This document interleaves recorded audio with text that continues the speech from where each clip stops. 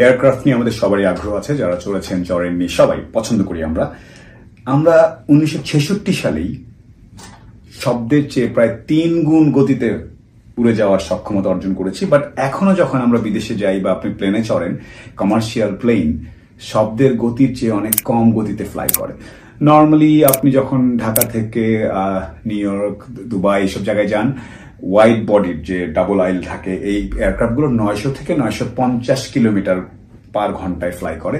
কিন্তু 1966 সালে 3300 মানে 3300 কিলোমিটারও বেশি ফাস্ট যাওয়ার মতো এয়ারক্রাফট আবিষ্কার হয়ে গিয়েছিল, যেটা SR-71 Blackbird. As you can see, I got to see that in New York. So প্রথম যখন এয়ারক্রাফট রাইট ব্রাদার্স 1903 সালে আবিষ্কার করেছিল, উড়িয়েছিল, সেটার গতিবেগ কত ছিল জানেন? 48 কিলোমিটার পার আওয়ার 1903 সালে। তারপরে ধীরে ধীরে দ্বিতীয় বিশ্বযুদ্ধের আসতে আসতে মোটামুটি 400-500 কিলোমিটার হয়ে গেল। 50-এর দশক থেকে যখন জেট ইঞ্জিন আসলো, সেটা মোটামুটি 600-700 এরকম 800 কিলোমিটারের দিকে চলে গেল পার ঘন্টায় ফ্লাই করার ক্যাপাসিটি। 60-এর দশকে এসে যেটা বললাম, SR-71 ব্ল্যাকবার্ড দিয়ে প্রায় 3300 কিলোমিটার পার আওয়ার। আর ওইদিকে রাশিয়ানরা তুপোলেভ TU নামে একটা TU-44 বা কিছু একটা, ওরাও শব্দের চেয়ে দ্বিগুণ গতিতে ফ্লাই করা শুরু করে। তারপর 1976 সালে কনকর্ড নামে একটা ফ্রান্স আর ইউকে মিলে তৈরি করে। 76 সালে সেটা লঞ্চ হয়। সেটা নিউ ইয়র্ক থেকে লন্ডন, এটা আগে 7.5 ঘন্টা 8 ঘন্টা লাগতো, সেটাকে কমিয়ে 3.5 ঘন্টায় করে নিয়ে আসে। অ্যান্ড 76 সালের পরে 2003 সাল পর্যন্ত এই কনকর্ডের ফ্লাইট চলেছে। ইনফ্যাক্ট ঢাকাতেও একবার এসেছিল এবং এটা অনেক কাভারেজ হচ্ছিল। আমি তখন অনেক ছোট, যে ল্যান্ড করার সময় সাউন্ডে গ্লাস ভেঙে গিয়েছে, এরকম অনেক কথা হচ্ছিল। নাও কামিং ব্যাক, আমরা এত আগে থেকে যদি শব্দের কয়েক গুণ বেশি গতিতে ফ্লাই করতে পারি, তাহলে এখনো কেন আমাদের কমার্শিয়াল জেটগুলো, স্পেশালি সিভিলিয়ানদের ক্যারি করার প্লেনগুলো এত স্লো যায়? Yes, subsonic feels slow, because আমাদের দেশের 1 কোটি মানুষজন বিদেশে থাকে, তারা রেগুলার আসা যাওয়া করছে। সারা পৃথিবী জুড়ে কি বলে এয়ার ট্রাভেল এত বেড়েছে। কিন্তু 2003 সালে কনকর্ড রিটায়ার করার পরে আর কেন সুপারসনিক সিভিলিয়ান এয়ারক্রাফট আসেনি? এই জিনিসটা প্রবাবলি চেঞ্জ হতে যাচ্ছে। কয়েকটা ঘটনা বলি। সুপারসনিক মানে শব্দের চেয়ে দ্বিগুণ, শব্দ 1234 কিলোমিটার পার আওয়ার মোটামুটি শব্দের গতি। তার থেকে ওই শব্দের গতি ক্রস করলে মাক 1 বলে, শব্দের দ্বিগুণ গেলে মাক 2 বলে, মাক 3 এভাবে কন্টিনিউ করে। ইনফ্যাক্ট অনেক মিলিটারি এয়ারক্রাফট এখনো মাক 2, 2.5, F-22 র্যাপটর অথবা সুকয়, এরা শব্দের দ্বিগুণ 3 গুণ গতিতেও ফ্লাই করে। না, কামিং ব্যাক দ্য সিভিলিয়ান স্টোরিতে যেটা হচ্ছে, আমরা এখনো যেটা বললাম যে আপনি যখন ঢাকা চিটাগাং যান তখন হয়তো 500-600 কিলোমিটারে যান। আপনি যখন ঢাকা থেকে দুবাই যাচ্ছেন তখন হয়তো 800-850 তে যাচ্ছেন, বা একটু লং হল হলে 900-950।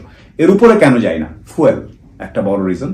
ফুয়েল যত দ্রুত বার্ন করবেন, সো আমাদের যে এখন প্রপালশন সিস্টেম, তেলের উপর অনেক কিছু ডিপেন্ড করে। সো পাইলটরা অনেক সময় দেখা যায়, এয়ারলাইন্স গুলো আসলে ইচ্ছা করে এমন একটা স্পিডে যায় যাতে তেলের খরচটা সবচেয়ে বেটার হয়। এটা একটা। দ্বিতীয় হচ্ছে, যত দ্রুত ফ্লাই করবেন তত তাপ উৎপন্ন হয়, যত ঘর্ষণের কারণে তাপ উৎপন্ন হয়। সো ওটার জন্য মেনটেনেন্স লাগে। ইনফ্যাক্ট কনকর্ডের কথা যদি বলি, কনকর্ড 60,000 ফিট উপর দিয়ে যখন শব্দের দ্বিগুণ গতিতে প্রায় 2,500 কিলোমিটার বেগে উড়ে যেত, নামার পরে প্রতি 1 ঘন্টা ফ্লাইট আওয়ারের জন্য প্রায় 22 থেকে 23 ঘন্টা মেনটেনেন্স লাগতো, স্পেশালি কুলিং সিস্টেমের জন্য। 3 নাম্বার কাজ হচ্ছে সনিক বুম। যখন একটা এয়ারক্রাফট শব্দের চেয়ে গতি সাউন্ড ব্যারিয়ার ক্রস করে, তখন সামনের এয়ার প্রেসার আর পেছনের এয়ার প্রেসার কারণে একটা প্রচন্ড শব্দ হয়, যেটা boom boom boom boom Sonic broom বলে। এই বুমটা ভেতরে টের পেত না, বাট বুমটা ল্যান্ডের উপর দিয়ে যখন উড়ে যেত, নিচের মানুষজন প্রচন্ড বিরক্ত হতো। সেই Sonic broom became so annoying that পৃথিবীর অনেক দেশ ওভারল্যান্ড যে ফ্লাইং কনকর্ডের, সেটাকে ব্যান করে দিয়েছিল। প্লাস এক্সপেন্সিভ ছিল, যেটা বললাম, ফুয়েল অ্যান্ড স্পিড ন্যারো করতে হতো বডিটা। সো আসলে খুব কম মানুষকে নিয়েই তারা ফ্লাই করতে পারতো। অনেক এক্সপেন্সিভ ছিল। সো প্রথম অনেক মজা, ঠিক আছে, বাট ইভেন্চুয়ালি এক্সপেন্সের কারণে this became. Now the good news, 2029 বা 30-এর মধ্যে সম্ভবত আবারও supersonic civilian flight coming back. NASA Lockheed Martin মিলে X-59 নামে একটা প্রোটোটাইপ, একটা টেস্ট করছে, যেটা দিয়ে তারা বলছে যে আমরা সাউন্ড অনেক কমিয়ে এনেছি, ফুয়েল এফিসিয়েন্সি বাড়িয়েছি, হিট রেজিস্ট্যান্স তৈরি করেছি। আর বুম এভিয়েশন নামে ডেনভার, আমেরিকার একটা কোম্পানি, ওরা অলমোস্ট সবচেয়ে কাছাকাছি চলে গেছে। ওদের যেই ওভার ট্রু নামে একটা এয়ারক্রাফট যেটা সুপারসনিক গতিতে যাবে, কনকর্ডের চেয়ে একটু কম, 1.7 ম্যাক, কনকর্ড প্রায় 2.5 ম্যাকে ফ্লাই করতো।